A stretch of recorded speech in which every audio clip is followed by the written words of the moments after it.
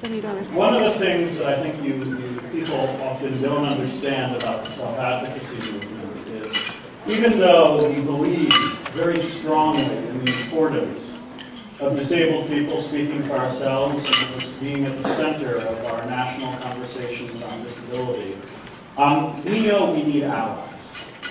We know we're not going to get there alone. And the fact of the matter is that there are people who go above and beyond and who not only try and do the right things in their own lives, but work to be change agents for a community that, while they are not directly part of, are nonetheless become part of by virtue of their advocacy and by virtue of their efforts. For the last 2 years, this is the third, ASAN has been giving our Outstanding Ally Award to an individual who, over the course of their career, has shown themselves to go above and beyond in support of being an ally to the autistic community. I can't precisely remember the first time I met Donnellan, but she's been involved in advocacy for far longer than I've been alive.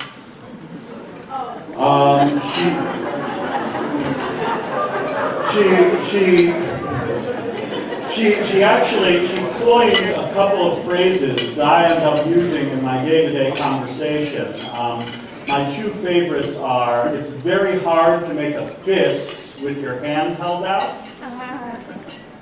And anybody in this field should always have the good decency to be ashamed of what they were doing 20 years ago. Donnellan has been an extraordinary force for good in the disability rights movement, and specifically for affirming the personhood of all autistic people and fighting back against abuse, particularly abuse in the name of treatment, which all too often goes unnoticed or unacknowledged by the vast majority of people in our society. It is my supreme pleasure to name Dr. Ann Donnellan as the 2013 ASAN Outstanding Ally Awardee. Ann, come over here and give me a hug. Wow. Well, this is wonderful. And Ari said I have 2 minutes. I'm Irish and I'm from New York. In neither place can you say hello in 2 minutes. So let me just say something that, 2 things I've learned very, very recently thinking about this event. One is I realize I don't get a lot of awards. In fact, I don't get any. And I'm pretty proud of that because I realize you don't get awards if you're a mischief maker. And that's one of the milder things that people call me, and I'm proud of being a troublemaker because we do a lot of things to support the autism industry that are not worth doing in terms of the needs of people with disabilities. So the second thing is I've been thinking about what's the thread over 40 years of my work that I see out there, because some of the things just should be easy. I mean, by now we should just do them. And one of them was, to stop aversives. Well, that should be easy. We know how to do things without hurting people. Why don't we do that? Well, it's still out there, and you all know about that. Inclusion, integration. I mean, these are not tough concepts. This is what this country was based on.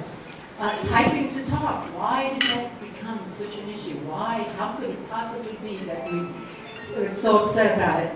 And now the sensory motor issues, and for those who don't know, we have some really fascinating research out now that makes it really clear that autism is a sensory movement issue, and that many of the things that we call autism are people's incredible ability to adapt to a sensory movement issue. And in fact, people with autism, rather than being rigid, are probably the most adapted people on the earth. And that we should admire them rather than criticize them and think of them in terms of just being a pile of behaviors or a bunch of genes or whatever other way we think about them. Because basically the core problem, as I see it, is that we see people with the autism label in terms of how they affect us, not how they are affected by what's happening in their lives, in their bodies, in their interactions. And so then we have ASAN that stands loud and clear for nothing without us, without us, nothing that makes us less of a real person, as Ari talked about earlier. So you have inspired me and makes me very proud. And so proud that though I'm Irish, I will leave you with the words of Winston Churchill, who's not very popular. Keep doing it. As Churchill said, never give up, never give up, never, never, never. Thank you.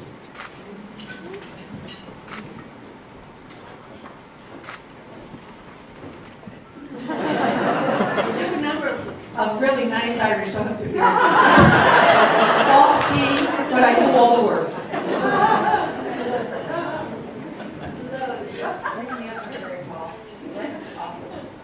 Okay, it's my pleasure to introduce the recipient of our annual award for service to the self-advocate community, Henry Cross.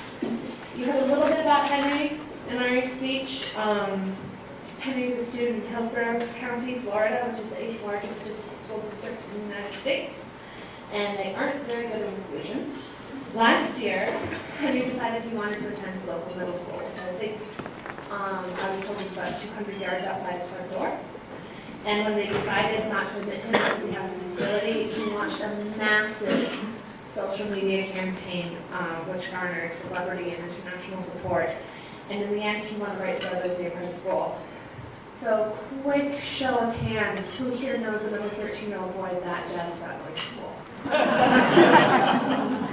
Henry's one of a kind, and he's an emerging leader in the next generation of self-advocates. And so it's our honor and our privilege to give him this award. Henry, come on up.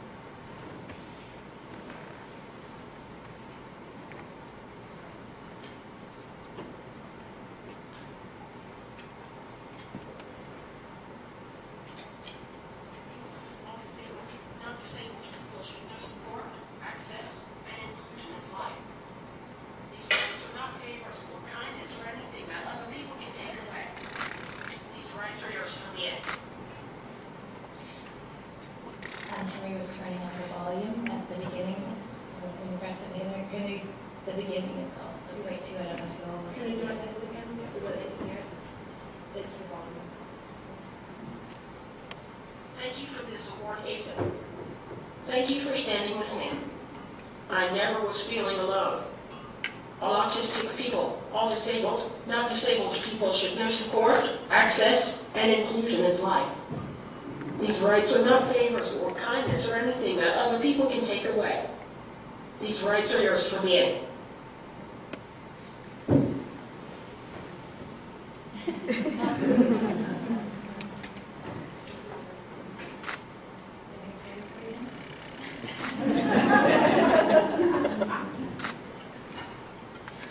if Ari is in the next final.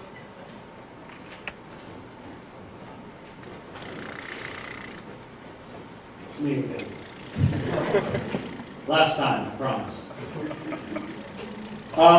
This is a new award. This is actually the first time we've done this.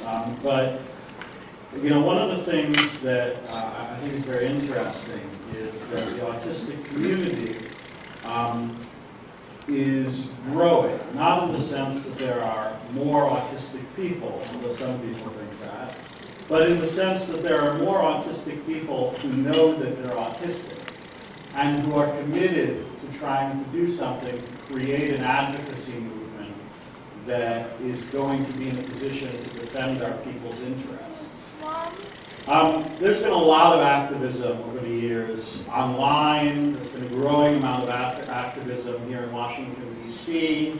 But we wanted to make an award that acknowledged the fact that the reality is that most people don't live in Washington, D.C.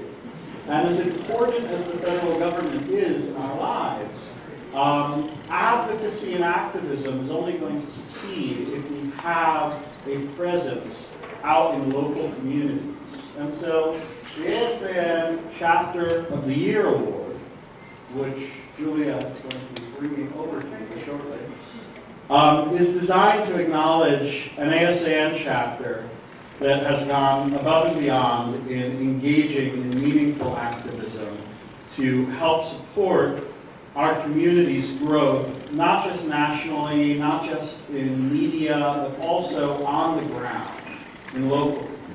ASAN Washington State has, over the course of the last year, engaged in cross-disability activism on sheltered workshops, on a number of other issues, and also led a successful charge to get the Seattle Children's Hospital to remove bus ads that presented autistic people as being the victims of a disease, as being the equivalent of those struck down by terminal illness. And I think it's extraordinary. I think it's truly an honor to acknowledge ASAN Washington State's chapter leader, Matthew Young. Matt, if you could come up here, we'd love to have you. In part because the success that Matt and Washington State are having speak to a future in which we have a presence for the autistic community in every local community, in which we're prepared to respond not just online or not just here in Washington, but where people live. Matt's leading the charge, ASAN Washington State is leading the charge, and that's why it's my supreme pleasure to present you on behalf of the Autistic Self-Advocacy Network to ASAN Washington State with our first annual ASAN Chapter of the Year Award. Well, I've been told I get 1 minute. Thank you. I can talk a little slower then. Because there is so much I want to share with you about the amazing people who are part of our Washington chapter. They're the 3 who started it all. Carl Peterson, who's just the king of disability organization networking in our state. Lee Lebeau, they're a fierce warrior who's all about intersectionality and interdependence. And Liz Todd, who keeps us in touch with the heart of Eastern Washington. And now we've got Annabelle Listick, whose talent for visual design has given us such a polished, professional image that it's really helped sell the illusion that we actually know what the heck we're doing. I have to mention 47, who's part of the multiple system known as the Space Robot Crew. She let us know about the Seattle Children's Hospital bus ads. And there's her fellow system member, Jim Nightmare, who's been with us for so many of our protests and events. And the list goes on. Heidi Wanglin, Quentin Maston-Davies, Vlad Drakavia, Lee Wiley-Minsky, and so many others. I wish every one of them could be here with me. And it's an incredible honor to represent them and to accept this award on their behalf. Thank you.